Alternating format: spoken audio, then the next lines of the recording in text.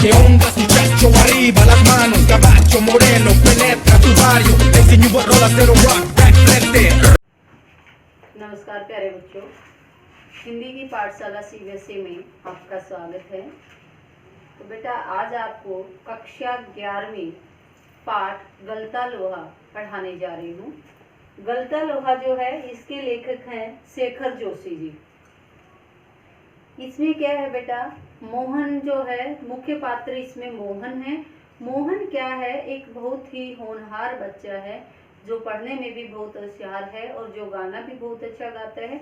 उनके पिताजी, और सबसे पहले इनकी जाति बता देती हूँ, मोहन जो है वो ब्राह्मण जाति का है। उनके पिताजी का नाम है वंशीधर। वंशीधर जी जो हैं पुरोहिती का काम करते थे। पुरोहित होता है बेटा किसी के घर जाकर धर्म अनुष्ठान हवन वगैरह करना। तो ये जो है जैसे आप देखते हो आम जो ब्राह्मणों का कार्य होता है पूजा पाठ करना, तो वो कार्य करते थे उनके पिताजी। और उनकी जो है आर्थिक स्थिति अच्छी नहीं थी मोहन के पिताजी की। तो क्या था, आर्थिक स्थिति अच्छी न होने के कारण वो जो पुरोहिती का काम करते थे उसी में अपना घर का गुजारा चलाते थे, जिसमें बहुत कठिनाई होती थी। तो मोहन के पिताजी जो है चाहते थे कि मोहन जो है अच्छा पढ़े, अच्छे उसको नौकरी मिल जाए। एक क्या होता है, फिर वो जो है जैसे पुरोहिती का कार्य करते थे तो कई बार वो अपनी कमजोरी का बहाना बनाते थे कि मोहन उनकी जगह चला जाए। परंतु मोहन जो है वो खेती के कार्य के बारे में कह देते हैं कि वो खेत में चले जाएंगे। फिर वहां से दाती उठाते और धनराम के पास पहुंच जाते। वहां उसको जो है, एक धनराम कौन था बेटा वो बता देती हूँ। धनराम जो है लोहार जाति का था, जो उसका सहपाठी था, उसके साथ पढ़ता था ये बच्चा, और वो लोहार जाति का था, नीची जाति का जो था वो बताया गया है। तो वहां जो है वो जब जाता है उसको दाती को जो है, जो दाती को अच्छे से देखता कि किस तरह वो पिटाई उसकी करता है, गर्म उसमें डालता है, कैसे उसको पहना करता है, तो बड़ी बारीकी से देखता और उसको देखते ही वो सीख भी जाता था। फिर क्या है, मोहन जो है वो जैसे मैंने बताया था आपको शुरू में ही बेटा, मोहन जो है पढ़ने में बहुत ही अच्छा बच्चा था और उसे जो है क्लास का क्या पूरे स्कूल का जो है मॉनिटर बना दिया गया था, क्योंकि पढ़ने में भी अच्छा था और वो गाने में भी अच्छा था। फिर वो पूरे स्कूल की जो प्रार्थना होती थी मोहन ही गाता था। क्या कौन सी प्रार्थना थी, देखो बेटा मैं लिखी हुई है, हे प्रभु आनंददाता ज्ञान हमको दीजिए। ये प्रेयर थी, प्रार्थना थी, जिसको मोहन बहुत ही अच्छे से तरीके से गाता था। और जब कोई भी कक्षा में कोई भी प्रश्न होता था, किसी प्रकार का प्रश्न होता था, जब पूछा जाता था, किसी को भी नहीं आता था, तो सब सवालों का जवाब जो है वो मोहन ही देता था। तो मतलब मोहन इतना अच्छा बच्चा था, ये बताया गया है। फिर वहां जो है मास्टर साहब जो है, जिसे जो कमजोर होता था, एक जो मास्टर जी के बारे में बताया गया है यहाँ, त्रिलोक जी के बारे में। मास्टर त्रिलोक जी थे जो उन्हें जो है गणित पढ़ाते थे। और वहां जो है वही धनराम भी पढ़ता था।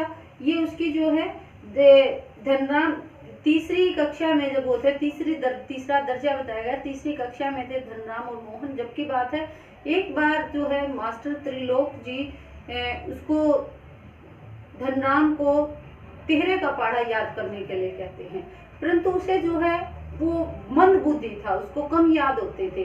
तो वो मंद बुद्धि के कारण तिहरे का पहाड़ा याद नहीं कर पाया।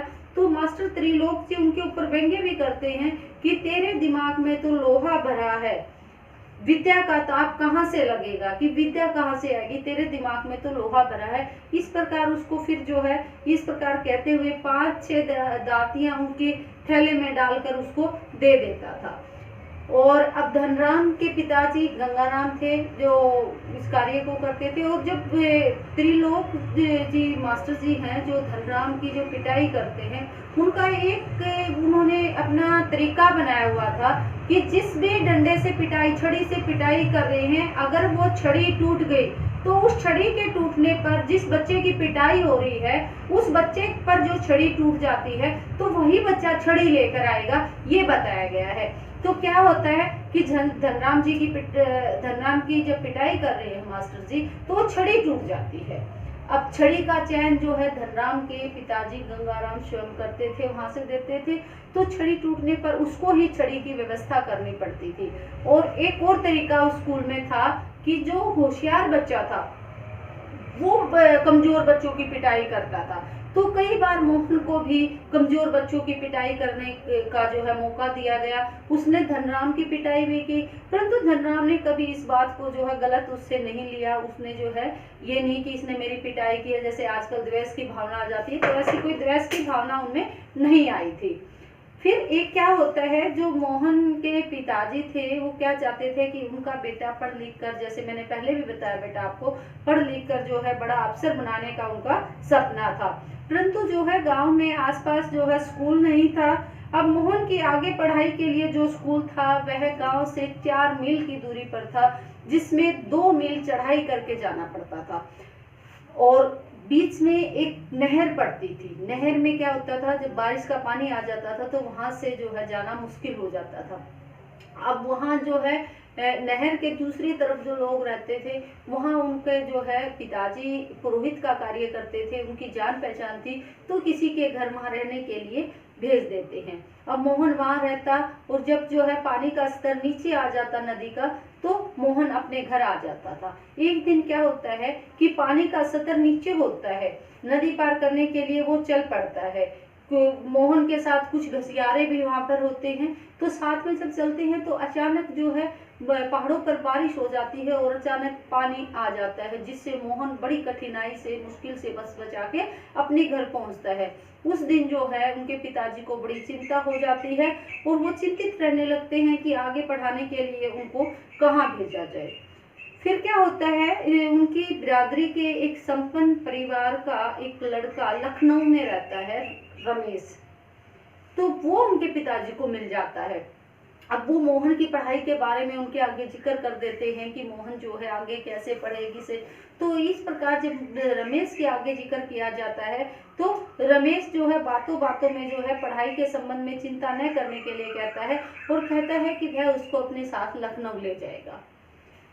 अब वंशीधर के पिताजी को तो जैसे भगवान मिल गए साक्षात, तो ये सोचते कि ये तो साक्षात भगवान आ गया कि मेरे बेटे को पढ़ाएगा, ये इस तरह से बड़े खुश हो जाते हैं और रमेश बाबू के साथ अपने बेटे को मोहन को लखनऊ भेज देते हैं। और रमेश बाबू थे दोगले चरित्र के व्यक्ति। कैसे चरित्र के बेटा? दोगला चरित्र, कहते कुछ थे करते कुछ थे।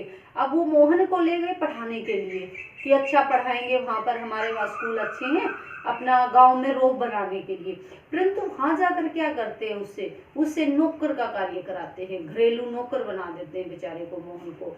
अब मोहन को वहां घर का पूरा काम करवाते हैं। उनकी जो उनके घर में जो औरतें थी उनको चाची भाभी कहकर पुकारता था वो, और इस तरह जो उसके साथ साथ पड़ोस की औरतें भी उनसे कार्य करवाती थी। तो इस तरह बेचारा पूरा दिन काम में लगा रहता। और जब उसने पढ़ाई के लिए कहा रमेश बाबू को, एक सामान्य से स्कूल में उसका दाखिला करवा दिया गया। और फिर जो है इस तरह वो जीवन व्यतीत कर रहा था बेचारा, क्योंकि वो अपने पिताजी को बताना भी नहीं चाह रहा था, क्योंकि उसके पिताजी की ऐसी स्थिति नहीं थी कि कहीं और उसको पढ़ा सके। इसलिए वो अपना जो है मजबूरी समझकर पूरा कार्य करता रहा, उस समय मिलने पर पढ़ता भी रहा। अब क्या होता है, गांव कब आता बेचारा, जब कभी रमेश बाबू का परिवार आता तभी वो गांव आ सकता था। और 8वीं कक्षा पास करने के बाद जो है वह अपने आगे पढ़ने के लिए रमेश के परिवार उसको जो पढ़ाने के लिए रमेश का परिवार उसको उत्सुक नहीं था। बेरोजगारी का बहाना बना लेते हैं कि बहुत ज़्यादा बेरोजगारी है और तकनीकी स्कूल में उसका दाखिला करवा देते हैं। अब क्या होता है, वह पहले की तरह ही घर से स्कूल आता, स्कूल से आकर सारे कार्य करता, इस तरह से उसका जो है वैसा ही कार्य चलता रहा। अब क्या होता है, एक बार बंशीधर जी जो हैं, जो मोहन के पिताजी हैं, उनको धनराम मिल जाता है और धनराम जी मोहन के बारे में पूछता है कि मोहन क्या कर रहा है। तो मोहन बेचारा वहाँ जो है कंपनियों में नौकरी पाने के लिए घूम रहा है, उसको नौकरी नहीं मिल रही है बेचारा।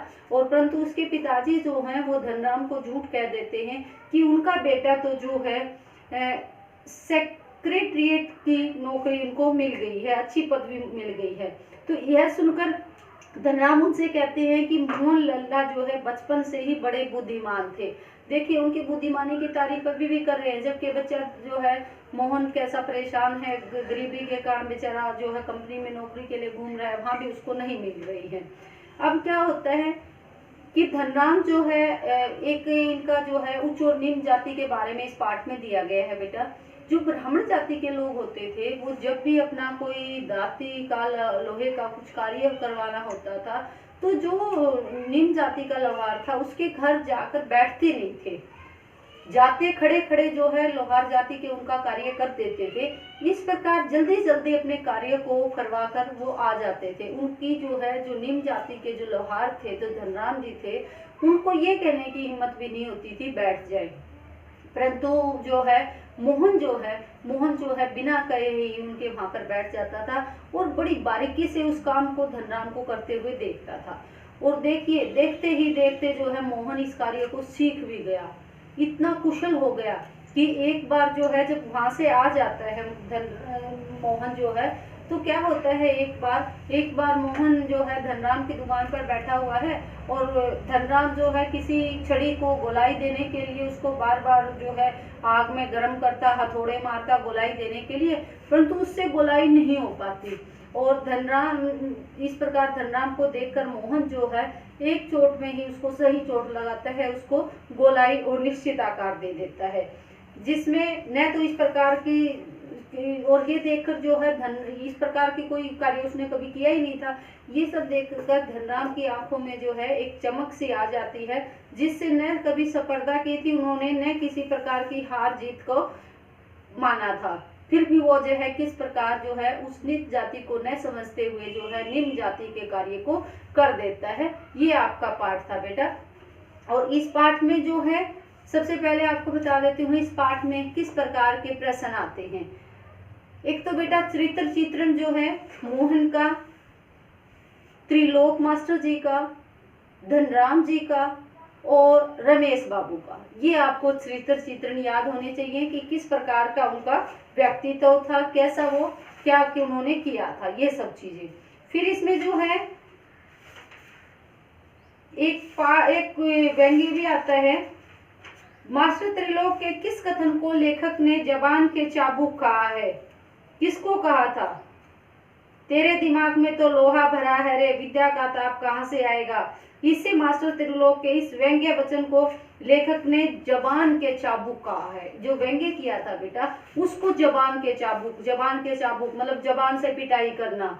तो एक तरह से जो व्यंग्य भरे शब्द त्रिलोक जी ने बोले थे वो चाबुक की तरह जो है धनराम को लग गए थे, इसलिए जो है यहाँ पर ये व्यंग्य किया गया था कि जबान के चाबुक। तो ये आपको बता दिया मैंने बेटा। फिर आपके जो है तीनों चारों जो चरित्र चित्रण बताए हैं।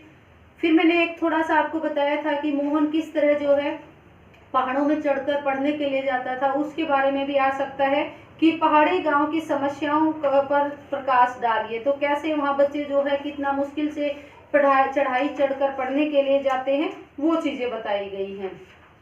फिर आपका जो है इस कहानी में सामाजिक परिस्थितियों का प्रकाश डालिए। सामाजिक परिस्थितियां, समाज की जो परिस्थितियां हैं, तो इसमें जो है गांव के परंपरागत समाज का चित्रण किया गया है।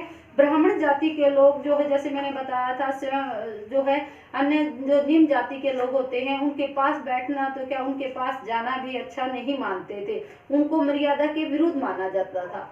फिर भी जो है मोहन जो है कुछ वर्ष शहर में रहा, लेकिन वहाँ की कृत्रिम जीवन शैली और बेरोजगारी की समस्या से परेशान होकर अपने गांव वापस आ गया था। और गांव वापस आकर उसने जो है जातिवादी जो व्यवस्था थी उसको भी चुनौती दे डाली थी। किस प्रकार? क्योंकि अपने से निम्न जाति वाले लोगों के साथ, व्यक्ति के साथ मिलकर उसने काम में भागीदारी की थी। क्यों मैंने बताया था ना, लोहे को गोलाई दे दी थी, इस तरह से उसके साथ काम किया उन्होंने। तो ये था बेटा आपका पाठ गलता लोहा, जो कि धनराम के लोहे के ऊपर इसका नाम रखा गया है। तो प्यारे बच्चों, सभी को अच्छा समझ आया होगा। अब जो है आप चैनल को सब्सक्राइब करना न भूलें। धन्यवाद बेटा।